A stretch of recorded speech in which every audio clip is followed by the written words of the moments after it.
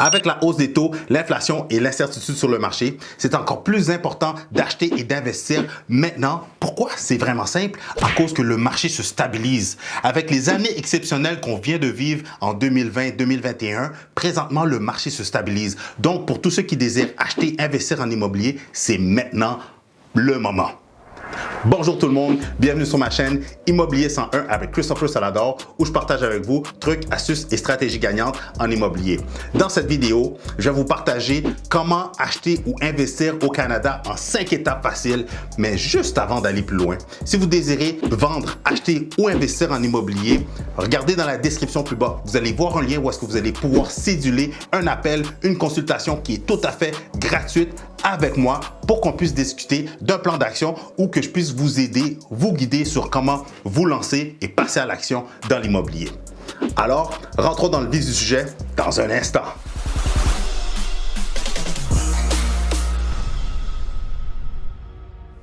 La première étape pour tous ceux qui désirent acheter, investir, faire une acquisition, tout simplement s'acheter un bien immobilier à Montréal, Québec ou au Canada, c'est vraiment simple. Une fois que vous êtes sûr d'avoir en place la cote de crédit de 650 de score chez Equifax ou Transignon, 650 ou plus, d'avoir une mise de fonds de 25-30 000 $ ou plus, d'avoir des revenus annuels qui dépassent les 60 000 $ ou plus, la première étape, c'est de me contacter. Oui, contactez-moi ou contactez un courtier de confiance, un courtier que vous savez qui va pouvoir vous accompagner, vous assister pour votre projet immobilier. Et avec le courtier, vous allez être en mesure de mettre un plan d'action en place pour vous assurer que votre projet fait du sens et qu'on va être en mesure de réaliser votre objectif. La deuxième étape, évidemment, avant de commencer à magasiner ou de céduler des visites, il faut aller se chercher une préautorisation. C'est pour ça que dans la première étape, avec un bon courtier immobilier d'expérience, il va pouvoir vous référer à des bons spécialistes hypothécaires ou des courtiers hypothécaires qui vont être en mesure de vous mettre en place une préautorisation et, entre parenthèses, demander une préautorisation au maximum de votre capacité d'emprunt. De cette façon-là, on va vraiment savoir, selon votre maximum et votre budget, quelles sont toutes les possibilités qui s'offrent à vous. L'étape numéro 3. Oui, depuis le début, je vous dis qu'il faut acheter, il faut capitaliser sur le moment qui se passe présentement. Malgré la hausse des taux, je le sais, il y en a beaucoup qui ont peur, beaucoup d'incertitudes, mais je vous le dis, justement, c'est là que dans l'étape numéro 3, on va cibler des propriétés pour déterminer clairement avec quelle fourchette de prix qu'on est à l'aise. Et c'est là aussi qu'on va se faire un plan A, un plan B et un plan C. Par exemple, est-ce qu'on peut regarder des duplex, triplex? Si c'est trop difficile, est-ce qu'on pourrait regarder des maisons avec un appartement dans le sous-sol? Puis si c'est trop difficile, ce serait quoi l'autre option qui s'offrirait à nous? OK? Qu'est-ce qui nous amène à l'étape numéro 4? Et l'étape numéro 4, moi j'appelle ça, c'est là qu'on tombe en mode VVA. On visionne, on visite et on analyse. Qu'est-ce que je veux dire par là? C'est que on visionne, c'est qu'on va regarder en ligne, on va déterminer sur justement Centris, les propriétés qui respectent notre budget et c'est là qu'on va s'assurer de bien lire la fiche descriptive, de bien analyser les photos. On va regarder les taxes. On va s'assurer que les propriétés qu'on cible répondent le plus possible à qu'est-ce qu'on cherche pour maximiser notre temps, pour éviter qu'on se déplace pour rien. Pourquoi? Une petite anecdote simple, c'est que très souvent, avec des acheteurs, si je ne leur pose pas la question ou si je ne repasse pas après les propriétés qu'ils ont sélectionnées, souvent on se rend compte qu'on va visiter et rendu sur place, on réalise qu'on s'est déplacé pour rien. Parce que soit la propriété, elle était belle de loin, mais elle était loin d'être aussi belle, soit la propriété, il y avait plusieurs choses qui clochaient et qu'on savait clairement que ce type de situation, selon la propriété, ou plutôt ce type de caractéristiques, n'allait pas plaire à l'acheteur. Fait que ça fait en sorte qu'on s'est déplacé pour rien.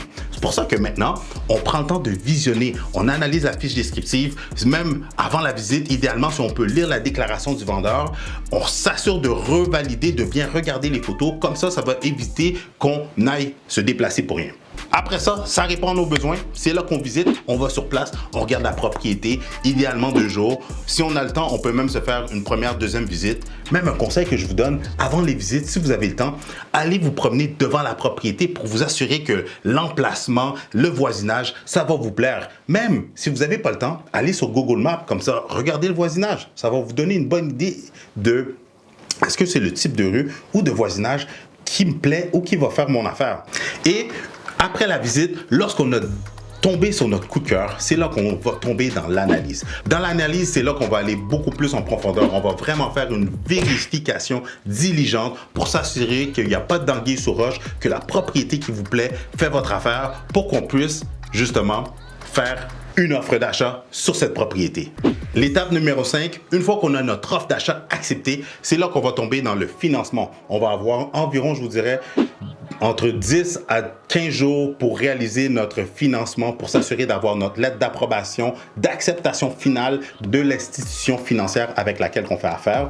Entre-temps, on va faire l'inspection au bâtiment. On va s'assurer que justement le bien qu'on est en train de convoiter, s'assurer qu'il n'y a pas de problème, que s'il y a des améliorations, des recommandations ou des rénovations petites, moyennes ou majeures qu'on va devoir faire, on veut le savoir à l'étape de l'inspection parce que ça va nous donner l'opportunité de est-ce qu'on doit renégocier le prix à la baisse?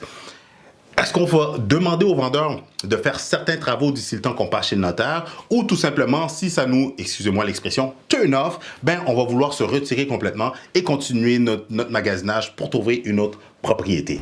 Comme je le dis à tout le monde qui achète, notre première propriété, elle est de loin notre propriété de rêve. Mais il faut voir votre première propriété comme votre propriété tremplin, OK? Peu importe le budget, peu importe le type de propriété que vous allez acheter qui va être votre première ou deuxième propriété, OK? Voyez-le comme une propriété qu'on va pouvoir optimiser, qu'on va moderniser, rafraîchir ou faire des rénovations et que cette propriété-là va être notre tremplin vers de plus gros et de plus intéressants investissements immobiliers.